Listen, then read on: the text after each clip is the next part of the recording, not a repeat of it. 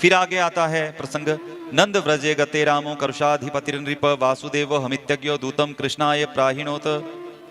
पौंड्रक का प्रसंग आता है, नकली वासुदेव। तुम वासुदेवो भगवान अवतीर्णो जगतपति इति प्रस्तोभितो बालैर मनात्मानमच्युत। कर्ष देश के राजा पौंड्रक मूर्ख मित्रों के कहने पर कि तुम तो बिल्कुल वासुदेव की तरह लगते हो, तो अपने को वासुदेव ही समझने लग गया। वैसा ही नकली गरुड़, नकली चक्र, पीतांबर कुंडल केश, सब कुछ भगवान की नकल कर ली, कॉपी कर ली। और तो और भगवान को एक लेटर भी भेज दिया द्वारिका में। भगवान को कह रहा है वो पौंड्रक कि अरे नकली वासुदेव, जो तुमने नकली चिन्ह धारण कर रखे हैं चक्रित आदि, उनका त्याग कर दे। असली को बोल रहा है नकली की तू अपने चिन्हों का त्याग कर दे। तो भगवान ने भी लेटर भेजा कि चिंता मत कर, उन चिन्हों का त्याग चक्र आदि का मैं तेरे ऊपर ही करूंगा। और भगवान गए हैं सेना लेकर के, तभी वो अपने मित्र काशीराज के पास था। बलदाऊ साथ में गए हैं। जैसे देखा पौंड्रक को तो हंस हंस के पेट में दर्द हो गई दोनों के।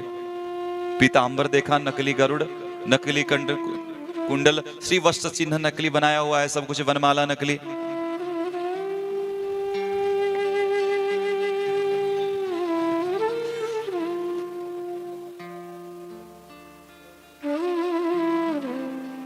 के बिहारी लाल की।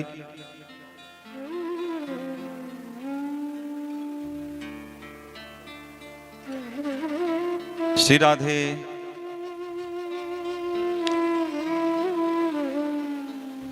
काशी पर चढ़ाई की, हंसने लगे, चिल्लाया पौंड्रक, अरे तुझे कहा था मैंने अपने चिन्ह छोड़, तूने अभी तक पहन के रखे हैं वो चिन्ह।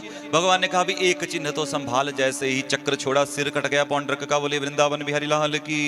ज्योति भगवान में लीन हुई। देखो शिशुपाल गालियां देकर के भगवान का पार्षद बना, लेकिन वेन को वो प्राप्ति नहीं हुई। वेन ने भगवान को गालियां नहीं दी थी, उसने माता पिता को गालियां दी थी, इसलिए उसे नरक मिला। तो नकल ही करनी है तो कृष्ण की नकल कर लो। किसकी नकल कर लो? बांके बिहारी की नकल कर लो। साधु बाबाओं महात्माओं की नकल करने से कुछ नहीं होगा। इसने कृष्ण की नकल की, कृष्ण धाम को प्राप्त हुआ। साधुओं की नकल करने से पाखंडी बनोगे कि फलाना साधु ऐसे वस्त्र पहनता है, फलाना महात्मा ऐसे टीका लगाते हैं, फलाना इतने बड़ी माला पहनता है, तो उससे पाखंड वेश ही बनेगा।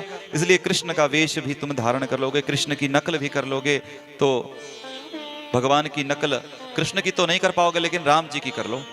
किसकी कर लो? भगवान कृष्ण की नकल करनी वहां करनी है जहां उनके उपदेश और आचरण मिलते हैं। ऐसा कहा था सुखदेव जी ने, जहां कृष्ण के उपदेश और आचरण दोनों मिलते हैं वो करो। कहीं गोवर्धन उठाने मत लग जाना। सारूप्य को प्राप्त हुए। काशी नरेश का सिर भी चक्र से उतारा है। यहां काशी नरेश का पुत्र था सुदक्षिण, उसे बड़ा क्रोध आया।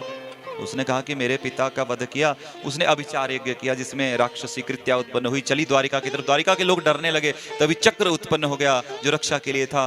कुंठित हुई वो शक्ति और पागल होकर वो शक्ति जो भेजी थी वापिस हुई, और जिन ब्राह्मणों ने भेजी थी सुदक्षिण को, उनको भस्म कर दिया उस शक्ति ने। दूसरों के लिए किया गया, संतों पर किया गया अपराध अपने ऊपर ही पड़ता है। तुम किसी महात्मा को, किसी संत को, पहली गल संत जो होगा वो दिखेगा नहीं तुम्हें। संत जो दिख रहा है वो संत नहीं है, ये भी याद रखना। जो संत बना दिख रहा है वो संत है नहीं, जो नहीं दिख रहा है वो तुम्हें ढूंढना पड़ेगा, है ना। नारद जी क्या कह रहे हैं? दुर्लभो अगम्यो अमोघश्च मत संगस्तु दुर्लभो अगम्यो। महात्माओं का मिलना बड़ा दुर्लभ है, वो छिपे होंगे, अगम्य होंगे, लेकिन मिल गए तो उनका मिलना अमोघ होगा। वो तुम्हारे सिर पर हाथ रख गए, तुम्हारा तुरंत कल्याण हो जाएगा। वो संत होंगे। अगम्यो अमोघश्च। प्रेम से कहिए श्री राधे। तो तुम्हें भक्तों का अपराध करने से पहले सोच लेना। अगर भक्त ने बदले में तुमसे लड़ाई झगड़ा कर लिया तब तो ठीक है।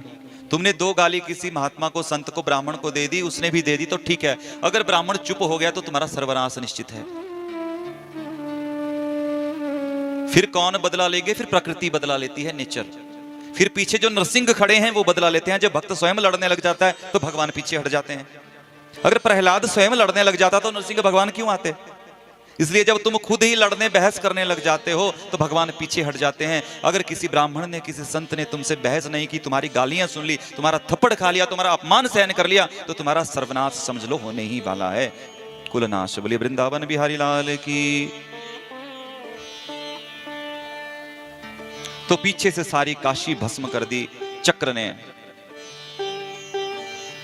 द्विविध का फिर भगवान शंकर